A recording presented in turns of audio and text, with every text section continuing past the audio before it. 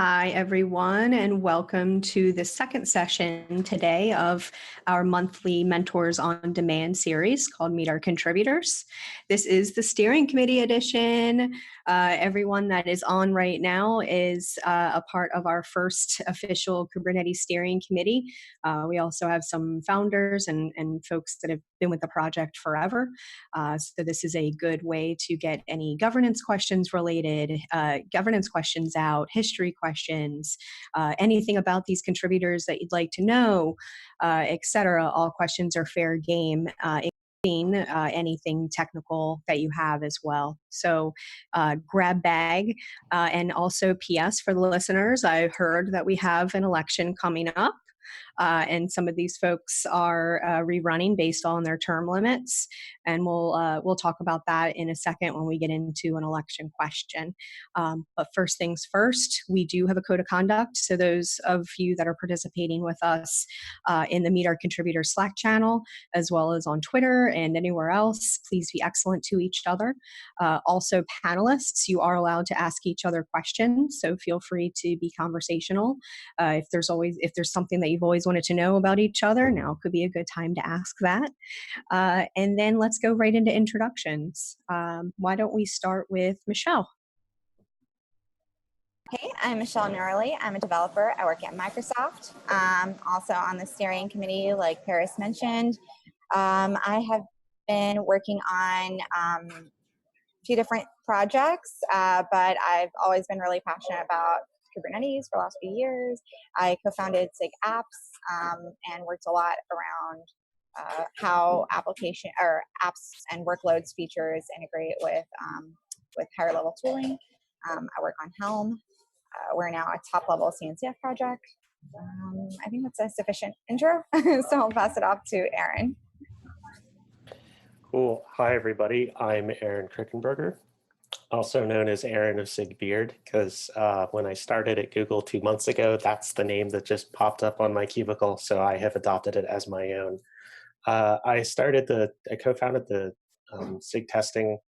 It was the second SIG ever to be founded for the project. I helped create the community repo. I've been involved in every Kubernetes release since v1.3 in formal or informal roles. And I also participate pretty actively in SIGs that are like horizontal to the project. So things like architecture, contributor experience, release, scalability, things of that nature. And I am super thrilled to be here serving you all. With that, I will hand off to Brian Grant. Hello, I'm Brian Grant, bgrant0607 on GitHub and Twitter. I've been involved with the project since sort of before the beginning. Joe and I started discussing issues related to this back in 2013 or maybe even 2012. A lot of the— It was all labels, I remember that. Yeah, labels was 2013. Actually, later I'll ask you if you know where the original source code was. Vile didn't remember. Yeah, I focused mostly on the API design, things like pods, labels, watch, and things like that before there was even a prototype. And that was based on the work in Borg and Omega, which we published in ACMQ. Since then, I've been involved in most technical areas of the project at some point or another, and helped several SIGs bootstrap and get off the ground, like contributor experience, docs, and CLI, as just a few examples. And I've been very interested in helping us formalize the governance as part of the steering committee, and before that with the contributor ladder. And I'm currently the SIG architecture co-chair, looking at ways we can improve reliability of the system. In general, it's been a while since I sent out sort of an annual summary or a plea for help, but I historically have periodically done that to highlight areas of the project that need more focus. And reliability will probably be my upcoming suggested focus. Joe, why don't you go next? Hello, everybody. I'm Joe Bita. I'm one of the co-founders of Kubernetes back when I was at Google, along with Brian and Craig, obviously building on a lot of the ideas and works from a lot of other folks inside Google and out. Currently, I'm the CTO of Heptio, and we're working to make Kubernetes and Cloud Native in general more accessible to enterprises. In general, that's a very generic way of talking about what we're doing. In terms of involvement lately in the project, I think I've been spending a lot of time across Heptio. We've been spending a lot of time with SIG cluster lifecycle, working to make Kubernetes in general more operable, both in terms of bringing a cluster up, but then with newer efforts like cluster API and stuff. Historically, was involved early on with SIG Scale, which was our first SIG, which came out of a community meeting where I'm like, why don't we just do this thing called SIGs, where like a group gets together and it kind of pretty soon you blink and there were like a gazillion of them. Also trying to find time now to spend time with SIG architecture, create more processes so that we can get better decision making across Kubernetes through things like KEPs, and just making sure that a lot of these sort of ad hoc processes that we've had, we're starting to write down and bring into the open so that it's easier for a wider set of folks to participate. And I will hand it off to, I think it's Derek that's left, right? And Quentin too, after Derek. Oh, Quentin also, sorry. Okay. Yep. So I'm Derek Carr. I am a developer at Red Hat. I have been working in the Kubernetes project since before 1.0, but probably a couple of years after Brian was conceiving the idea internally at Google. But 2014, I think. Yeah. You, Clayton, and Jordan started pretty early. Yeah. So it feels like 10 years, and it might be only 4, but I've lost hair in the process. So given my length of time with the project, I've worked in a lot of areas in code and organization. Today, I currently co-chair SIGNode with Dawn from Google. And as of late, I've been trying to make sure that all of the engineering resources that Red Hat brings to bear to the project works effectively and works well with the upstream. And so, as well as just trying to keep up with everything that's happening in Kubernetes. So like others on the call here, a particular concern of mine is about how we grow the number of contributors to be excellent future participants to the project. And so I'd love to talk through some of that as well. And with that, Quentin, I think you were last.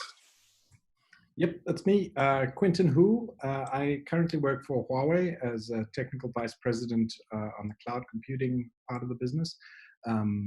I previously was at Google for 5 years, both as an SRE, so a heavy user of Borg, as well as very early Kubernetes team around about the same time that Derek joined, I think 2014-ish. I remember meeting you for the first time at our inaugural Kubernetes, whatever that was called at the time, get together in San Francisco. There were probably 20 of us, and I think these days there are like 10,000 of us. It's been quite phenomenal to watch it grow. Prior to Google, I had a few other startups, as well as founding the EC2 project at Amazon. So I guess I have a fair amount of experience with both big companies and small companies. And I like to try and help the Kubernetes community in general sort of be able to balance the needs of both big and small companies. I've previously been involved in many SIGs. I think I was also in the early days of SIG Scale, and I think I wrote their charter at some point in the early days. I was also responsible for the testing side of Kubernetes before Eric Vater and his merry band got involved. I'm co-chair for SIG Multicluster at the moment, and some of you may have come across me through Federation and such things. And I'm also involved in the CNCF on the TOC, Technical Oversight Committee, with Brian, and I guess that's me. I'm an engineer by background, a software developer primarily. Awesome. So we have a wonderful crew with us today, and I already have 7 questions that are queued up, mostly from my DMs, but there are a few in the Slack channel. So let's start. First things first, I got a couple questions around this same kind of topic. so I'm going to combine them. What keeps you up at night? What aspects of either the community or the project do you feel like could start to worry you, and what can folks do to help? Aaron, you want to go first? Sorry, was that too much of an eye roll there? Like, I'm having a difficult time narrowing the list down. I think if I were to, it's close to Brian's word of reliability. I would almost say sustainability. I think, so the particular facet of that I'm interested in right now is I think that the release process has grown as a wonderful place for new people to get involved, but I think that it still requires a lot of heroics each and every time. I also think the idea of the release team, a group of like up to double-digit people completely dissolving once the first cut of a release has gone out the door, leaving a single individual responsible for managing all patches thereafter, is not fair to that individual and could potentially lead to breaking changes getting introduced as seemingly innocuous patch versions go out the door. More than that, I am concerned about, or in addition to that, I think I'm concerned about our funnel or ladder of people who can act as approvers within the project. So an example of that I'm dealing with today is I'm trying to add more conformance tests to the project. And at the moment, there are only 2 people who are at the very end of that process who can say yay or nay. And so we've discussed this in SIG architecture, and we've also discussed it in the CNCF conformance working group of how we're going to grow that particular pool. So that's great. That's one critical instance of the problem for me.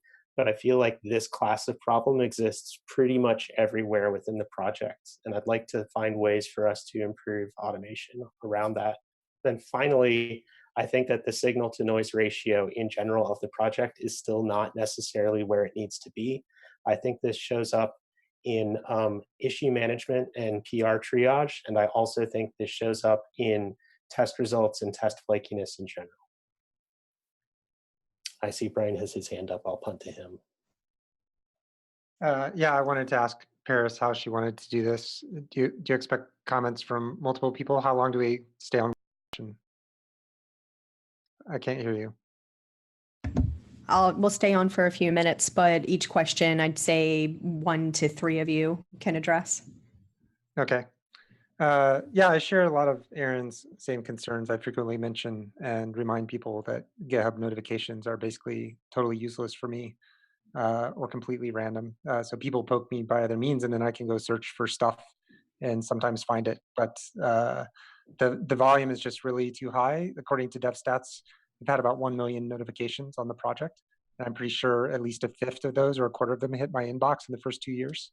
So the volume is just incredible. I think partitioning the project into smaller pieces is really the best thing we can do about that. And that's similar to one of the release issues. I mean, one of my longer term objectives is to have development not immediately hit Kubernetes master, either by moving things to other repos or other branches, so that we have some means of an additional gate before any feature or development hits a release, so we can properly assess its quality. Back pre 1.0, we were able to review things and go rip them out if they were, we believe they would destabilize the code base, or they were not complete or didn't have adequate tests or documentation. And for a long time, that has not been a viable recourse. So yeah, and I agree about the automation and documentation for bootstrapping new people.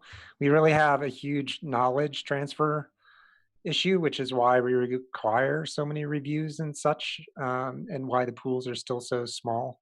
We created the distinction between reviewers and approvers with the hopes of being able to get more people involved in the review process and have them learn by doing, and then eventually promote them to approvers. But the lack of a process and the continuous overload on approvers has somewhat prevented that from happening. So on the conformance effort specifically, and we have some people who already have quite a bit of the domain knowledge, iterating with them and coming to agreement on what the criteria are mutually by raising issues when they're in doubt, I think is a powerful thing. Like, you can let people do things independently if you can trust them to flag things which they have questions about.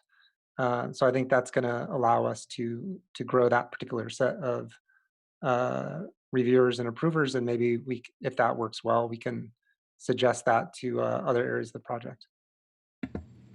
And then Joe, I know you typed in chat. Did you want to add anything to? Yeah, I mean, so much. I had two things on the list, and the first one is restating a lot of the stuff that I think Aaron and Brian talked about creating a sustainable way to get new contributors on board and making them successful.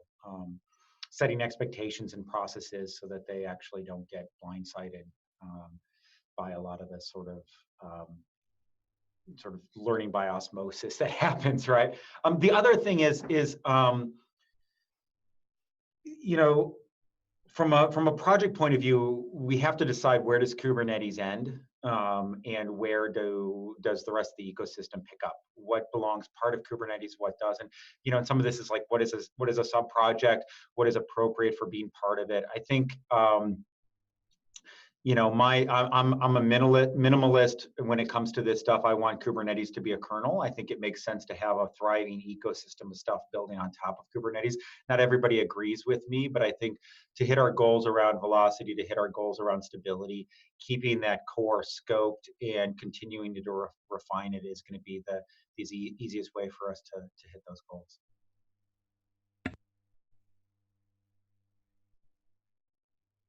Oh, you're still muted, Paris. Dang, the Blue Yeti's button is weird. Anyway, thank you. So the next question is from Jonas in the Meet Our Contributors Slack channel. Jonas has seen a lot of mentions of different parts of Kubernetes project that has interesting names, such as Prow, Tide, Velodrome, and so on. Where did these names come from, and what do these parts do? I will happily take this one, since at least those parts specifically are all under the purview of SIG testing. I didn't necessarily help write these, but I was around when they came into being. So Velodrome, I can't necessarily speak to. Prow and Tide, I can, but like we don't necessarily have a hard and fast rule within SIG testing about how we name our projects. So we have a wide variety of project names in there, from Voskis, which I think is like Greek for shepherd, and that's the project that's responsible for shepherding resources in and out of pools and cleaning them up. We use that for GCP projects, so we don't have to bind a single set of CI jobs to a single GCP project.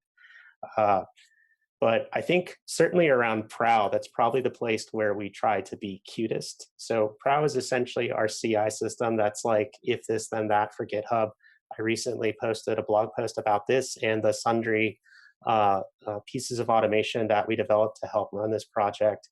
Prow technically means like the front of the boat. And so the idea is Prow is the thing that is driving the project forward. If we're all riding on the good ship Kubernetes or something. And then like Prow is basically like a set of different microservices, and every individual component of Prow has some kind of nautical name to it where possible. So I think like Splice is the thing that's responsible for batching up pull requests and testing them all at once so that we can improve our merge velocity.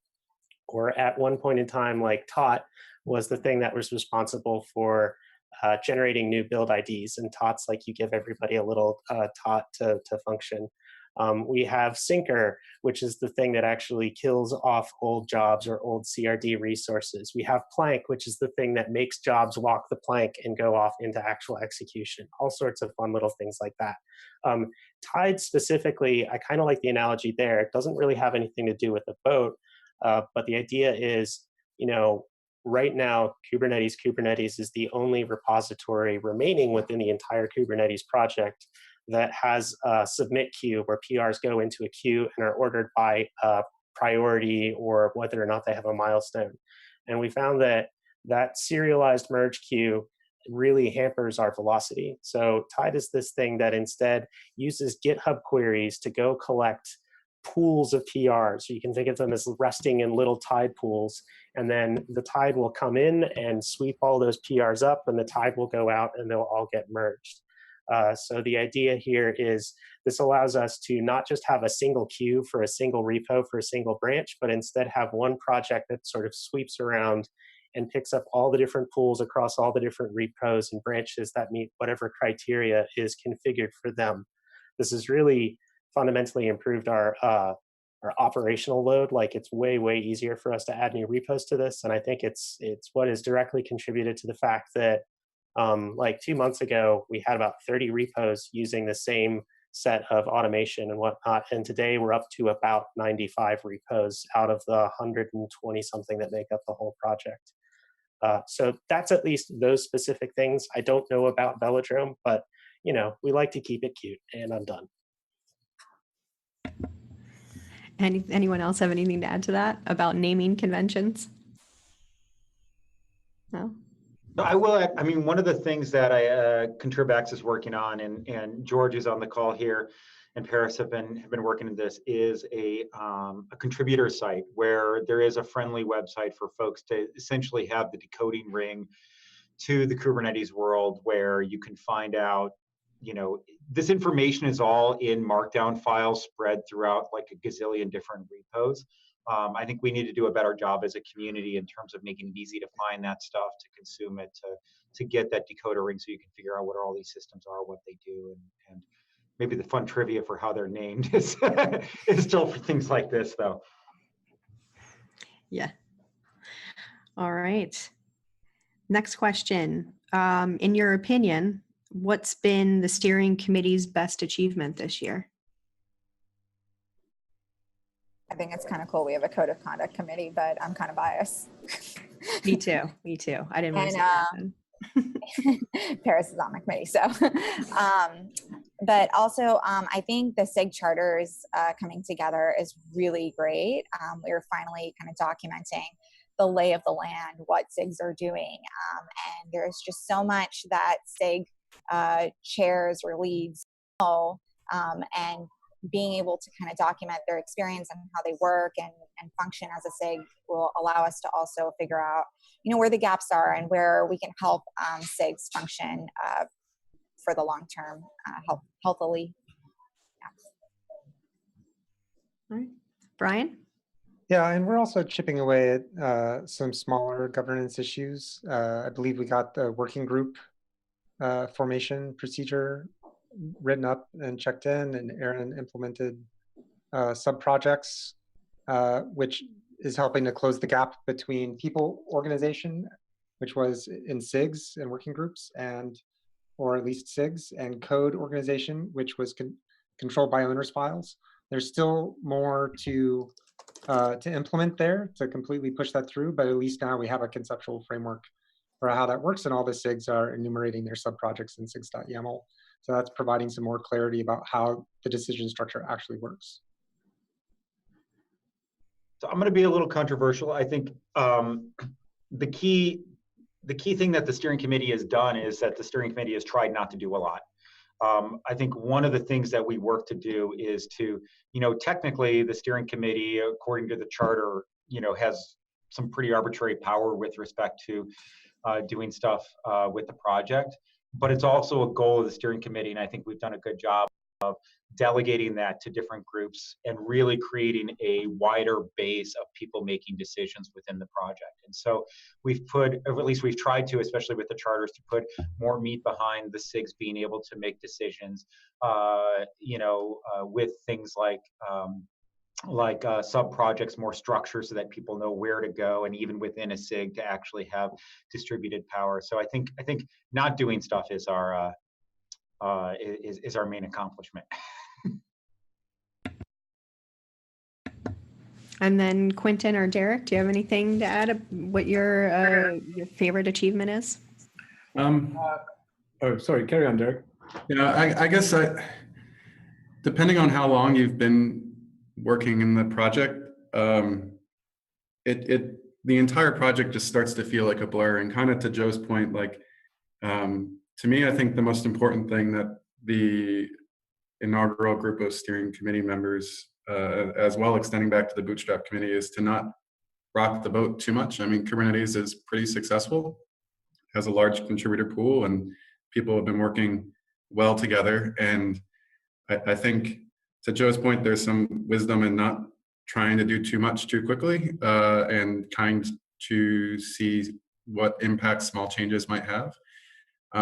Generally, like, I think broad communication across the entire project is a difficult thing. So even where you would want to make changes, it's oftentimes difficult to get those changes realized or messaged out to the entire set of volunteers we have working towards Kubernetes here. So I kind of agree with Joe's sentiment, and I think it's been fortunate that we've had a lot of people on the committee who have some of the institutional knowledge of why we are where we are and trying to get that captured as the first round of activities.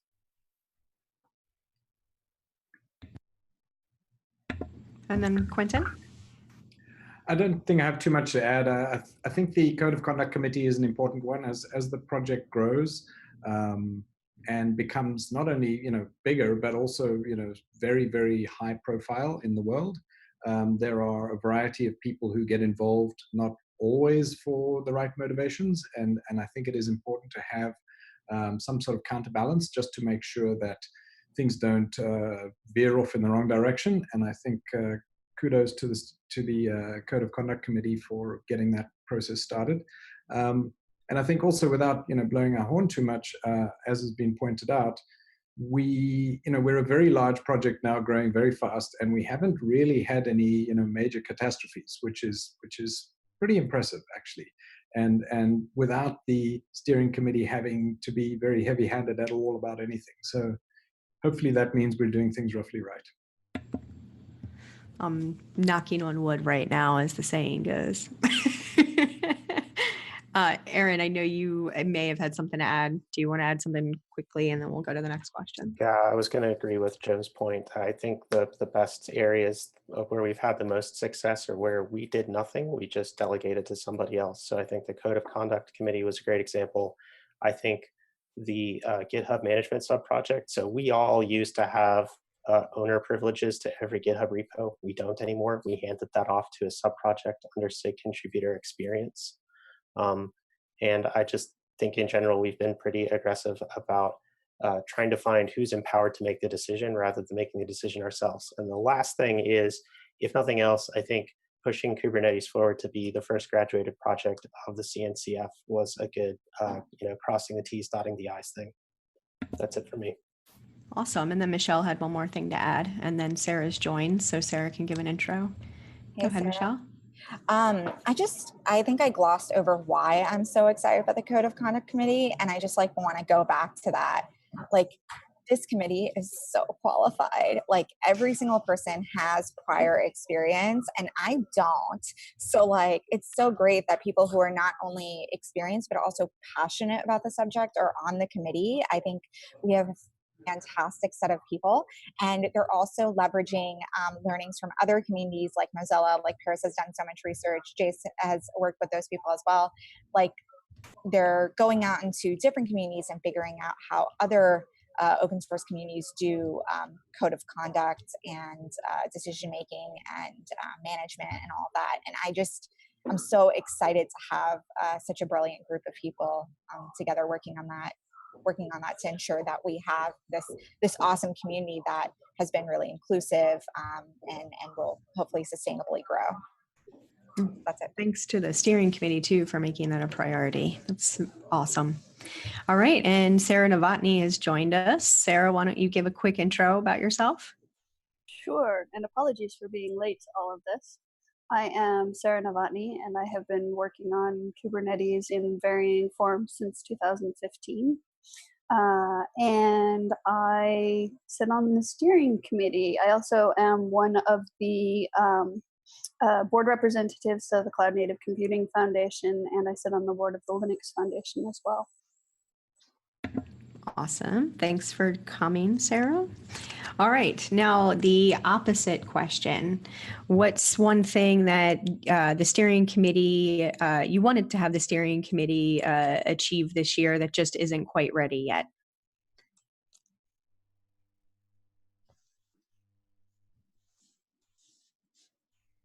Quiet. The first question. Aaron, All right, take yourself off mute. cool, it's cool. I'll jinx this real quick. So I actually called 50-50 shot of whether or not we were going to have all SIGs be able to enumerate what it is they're in charge in before our next election. I don't think we're going to get it done. We currently have 7 charters merged last I looked out of the like 30-ish different SIGs that we have.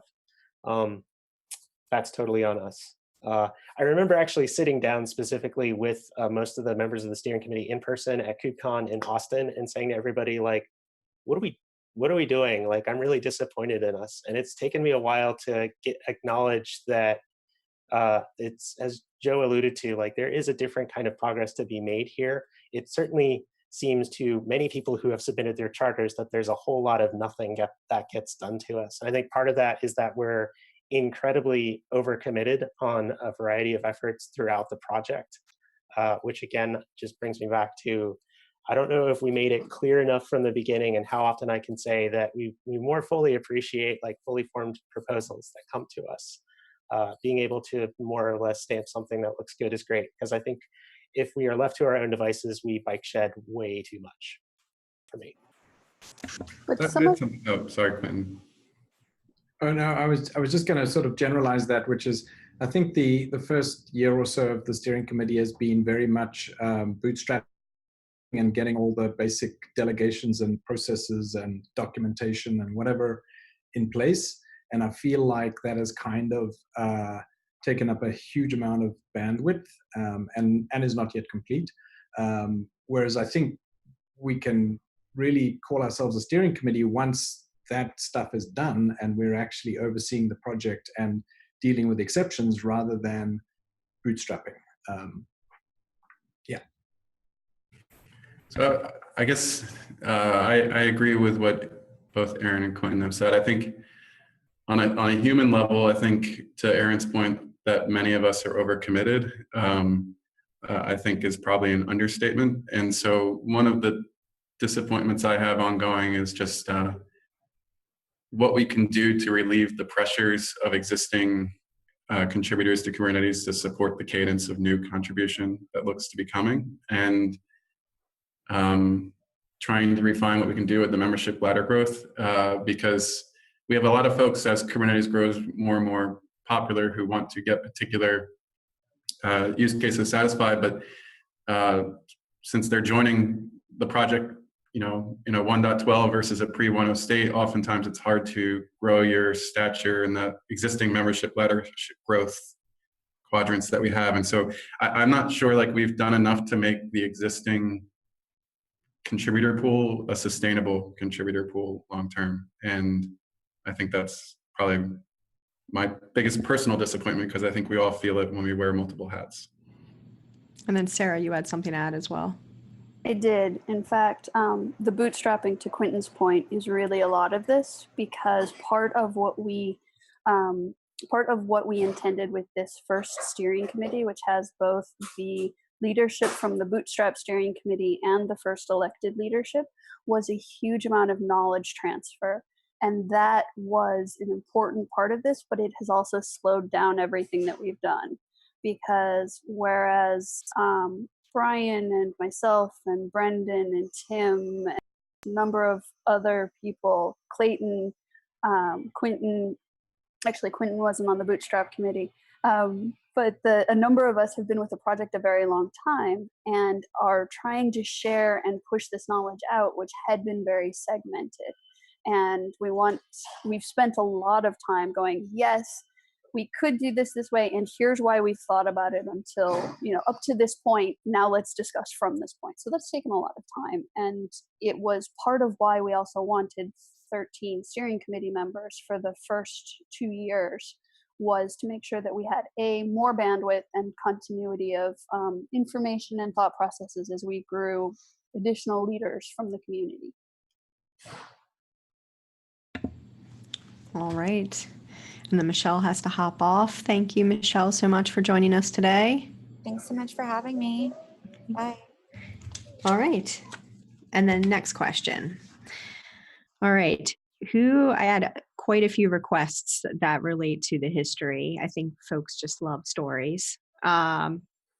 Who wants to take a stab at giving a TLDR / 280 character Twitter story about the history of the project? It's almost a challenge. I think Joe is probably best qualified for that on this call. 2-minute summary. And there was the recent podcast that Joe did.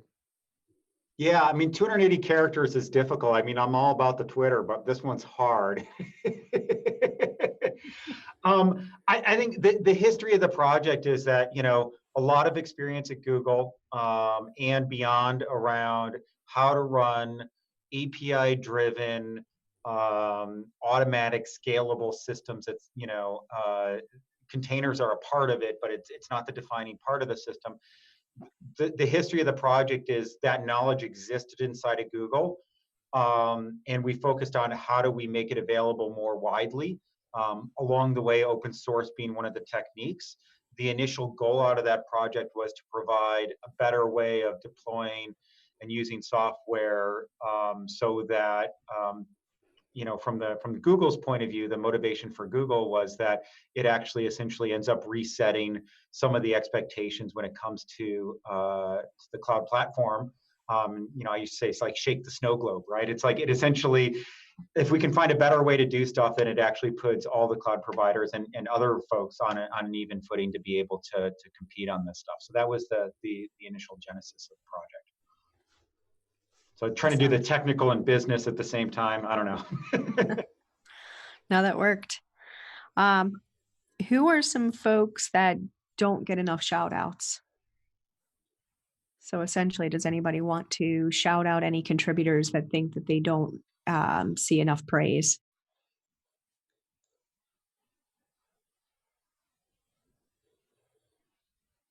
Oh, I see thinking hats. That's good. Derek, I know you have someone. You have a big team. I mean, I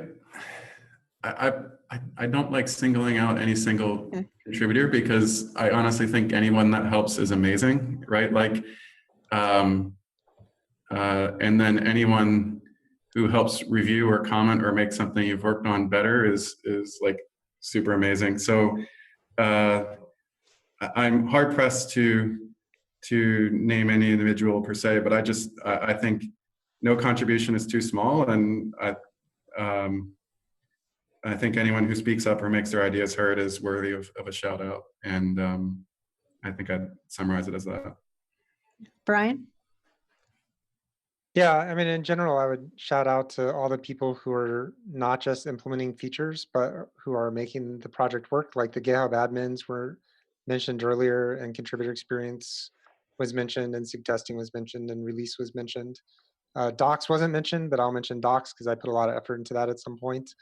Like all those things are super hard to get people to do, but they're immensely critical to keeping the project moving along and making it successful. Especially when people step up and it's not their full-time job. Like I'll call out Christoph again for that, just helping to ping everybody and move things forward. Dims is also good at that, although I think it is his job to some degree or another.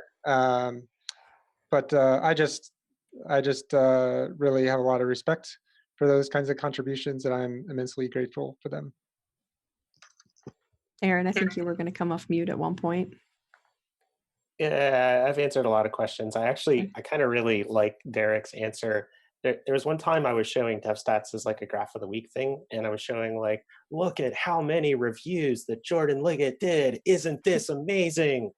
And I got some feedback from that, which like, okay, yes, that's amazing, but also like, who can manage to do, no offense if you're watching Jordan, but like who manages to do that and also sleep and also have a family life and also anything else? Like, again, it's really cool that numbers are high, but I don't necessarily want to over celebrate heroics. I really want to celebrate sustainability. And so, yeah, I know, look at all the ways we're breaking Jordan. It's fantastic. And they're like Dims. I don't think Dims sleeps at all, ever. Although he does have his East Coast superpowers, and I know we're a very Pacific project. But I think, like, to Derek's point, anybody who has the patience to put up with what sometimes can seem like a Byzantine project, I Like, I strongly applaud. We are like a really friendly lot around here, even if it sometimes doesn't look like it, even if sometimes things go quiet and it can be difficult to reach the right people or find the right signal. We know, we hear you, we agree with you. As long as we remember that there are like humans on each side of the screen, I think that's super helpful. And so those who've made that journey, like, I can't thank you enough. Yeah, I agree that there's such a broad set of contributors that it's very difficult to single out individuals. One point I just wanted to add was, I guess there's a spectrum of contributions, some of which are very visible, and those people tend to get the appreciation that they deserve. And there are a lot of contributions that are much less visible. And one should just bear in mind that there's a lot of stuff you don't see that is, really fundamental to the project.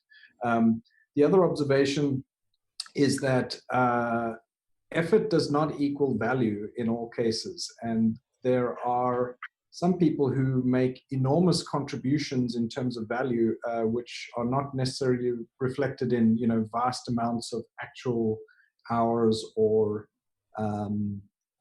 those kinds of things. So I would say, if you want to know how to best contribute to the project, don't look only at large amounts of, commenting on PRs and shepherding things around, but look at the highest value thing that you can do with the least amount of effort. And especially if they're things that other people can't necessarily do because they don't have the skills or the experience or perhaps the resources available, and focus your attention on those. All right. Thanks for that. And then next question. So we have a few questions like this. A few folks have pinged and said that they are contributing to the project right now as current contributors. However, doesn't sound like any of them are with cloud providers, and they feel like they're having a hard time finding their voice or just really getting that credit. Any advice for those folks? This is actually, I'm sorry, Joe. Oh, you can go ahead, Derek. This is actually a topic I raised yesterday in SIG-Node, where this is like an ongoing challenge on, I guess as the person asking the question, I guess the way I often look at it is like, what is it that you're trying to accomplish in the project? And then oftentimes I find people try to accomplish something that's very big in scope as their first contribution, and that can often cause a challenge. But I think as a general way of looking at this, I know we opened I forget what we're calling it, the role board or the contributor board, but we just have this general need of aligning mentees with mentors. And so in SIG-Node, yesterday we were actually discussing this exact topic, because oftentimes people who want to contribute are maybe more quiet or passive on a SIG call, or don't know who to reach out. And on the mentorship side, everyone's often wants to help the broadest set of people we can, but then you want to be able to focus where you can mentor effectively in the time that everyone has that's scarce. So I would say that for folks who do want to help, attend a SIG meeting and just speak up that you'd like to help, and try not to scope your participation, at least depending on the SIG you're looking to do your work in, around just meeting your own particular pet use case, but making your use case broadly important to the rest of the group is probably the biggest thing, I would say.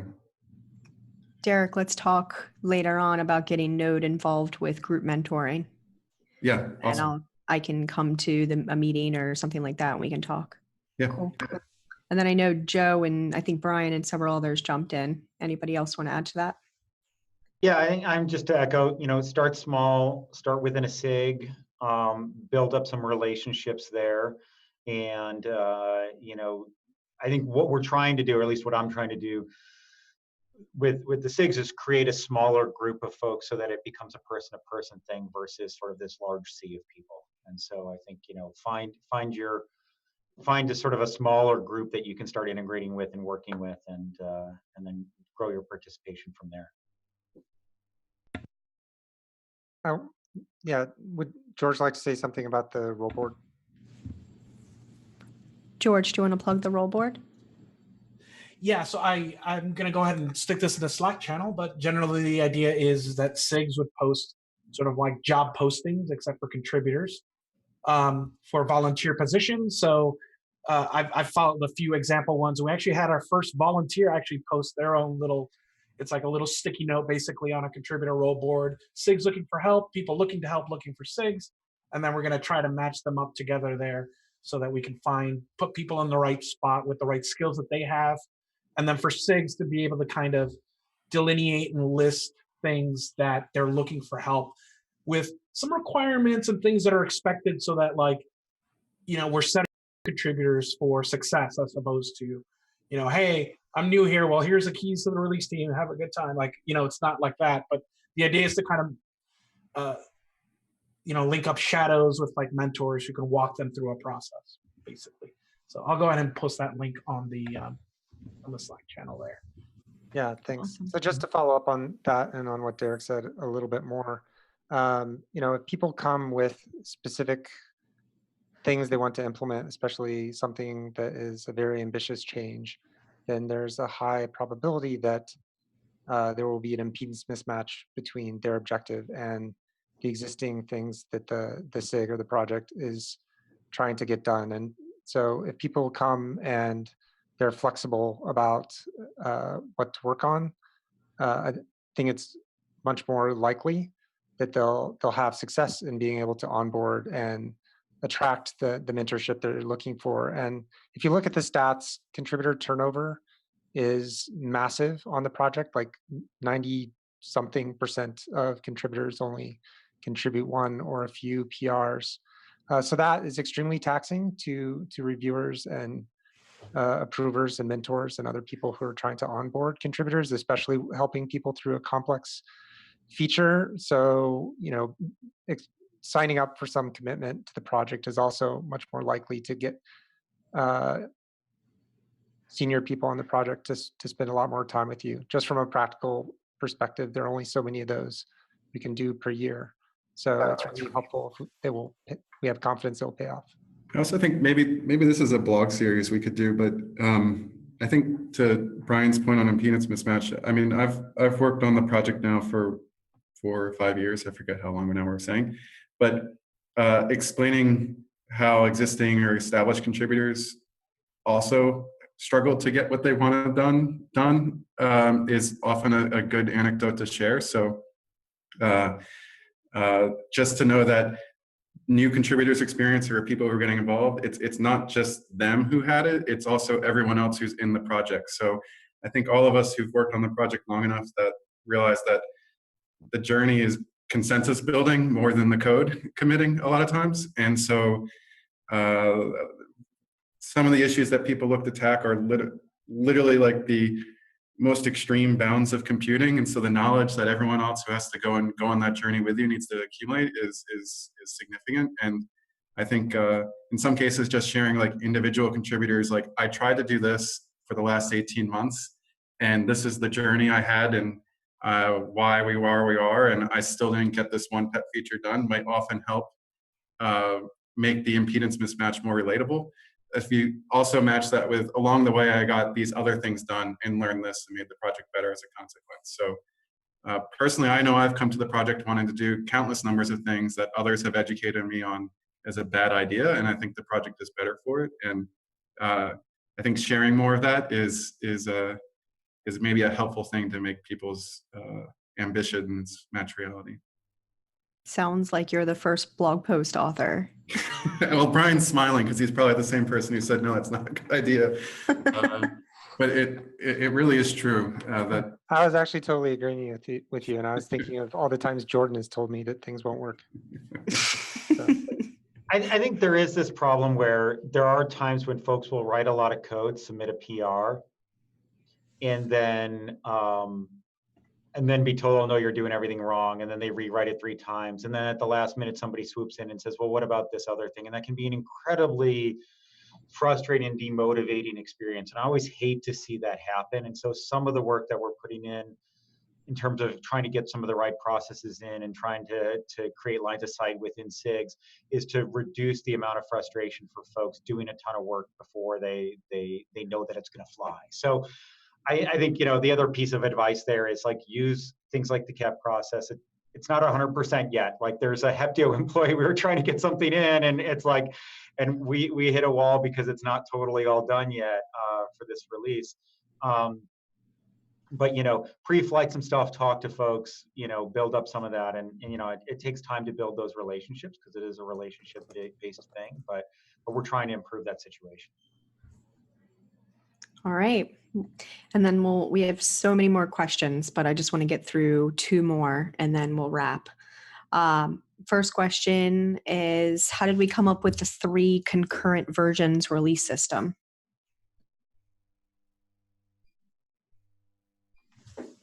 Three concurrent versions. I think, is this the like last 3 supported versions sort of deal? I believe 2 is so. not enough and 4 is a lot. I mean, I know the answer to that. okay, what's the answer, Brian? Go, Brian. Yeah, so that comes from a combination of constraints about supported versions queue in the system and how we expect the components to be upgraded. So originally, we did not officially support upgrades of Kubernetes at all pre 1.0.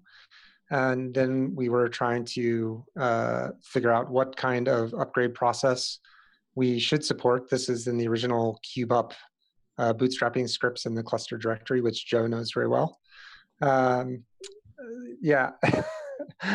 And so we came to the conclusion based on, you know, periods, how people would want to test these things and upgrade and downgrade and the pace of upgrades and so on, that we needed to support 2 releases of versions queue between the kubelet and the control plane. And practically speaking, only 1 release of versions queue between kube control and the control plane. But kubelet, we expected to upgrade the control plane first and kubelet after. So kubelet was strictly behind, whereas kube control needed to be able to be used against multiple clusters, including those that have been upgraded. So you needed to have forward compatibility in order to operate against multiple clusters that were being upgraded. So the combination of those requirements ended up being that we at least needed 3. So we decided that we would support 3 and patch 3. And we were able to sustain that, and that effectively became the de facto standard. And as we formalized the release processes, we wrote that down. We did once patch 1 older version with some security patches. That was super painful because we were no longer running continuous testing on that release version. So I don't think we'll continue to do that. It's hard to sustain and it's super expensive if you saw the recent grant announcement. But that's where it comes from. It's just that combination of version skew constraints. Awesome. And then the last one is mostly open-ended. What's one thing that you wish all contributors were on the same page about? Whether it's a tip or whether you feel like there's a trend happening, maybe with reviews. You can get as technical as you'd like or high level as you'd like. Joe, you're first. I would say that it takes all sorts of contributors to really make Kubernetes work as a project. It's not just about the code. There's so many other things that go into making the project work. And so I want everybody to really recognize the sort of the breadth of you know, passion and experience and types of people and what they're all bringing to the party. So that's the one thing I want everybody to be aware of. Sarah. I want everyone to remember anytime you're responding to something that there is another person who has put effort and perspective and thought into this. Most of our contributors do spend a lot of time working on this project, and especially those who might not have all of the history of what's gone on. They still have spent some time thinking about a response and thinking about an issue that they've submitted, etc. So as long as we all remember there's another person who has made an effort to share something behind every pull request, behind every issue, behind every whatever interaction. We have such better experiences for new contributors, existing contributors, people that are moderating the different Slack channels, the different email aliases and groups, etc. It's just so much better if you take just that 5 seconds to go, you know what, there's another human who has actually spent some time. They may not have the whole context, but they've spent some time trying to share something when you respond. Yeah, and just to add an addendum to that, if I may, very briefly, you know, this whole project is driven by people's passion to do things. And if you kill that passion, the entire project dies. And conversely, if you keep everyone excited about loving, you know, logging on every morning and seeing what feedback they got on their PR or which PRs they get to review today or whatever that workflow looks like, that's how you sustain the project. You know, a lot of the other stuff is details. If people enjoy working on this thing, it will continue to survive. And if they don't, they will go somewhere else. So super important. And then Brian, you had something to add? Yeah, just if people don't get a response when they file a GitHub issue or pull request or make a comment, please remember that it's nothing personal. Just there's a huge amount of a huge volume of things going on in the project, and many of the pull requests and issues don't have the right people subscribed, and the teams don't have the right people in them, and things like that. So if you don't get a response, please try one of the other channels, try Slack, try email, show up at a SIG meeting. It's nothing personal. We want to do better, just that we have not been able to make the mechanisms work adequately.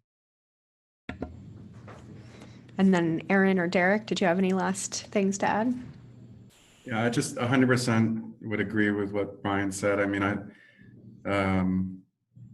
GitHub mentions is an impossible thing to track, and while we have tools to try to help steer people's attention, I always actually appreciate when someone reaches out on Slack or comes to a SIG meeting and says, hey, can someone look at this again?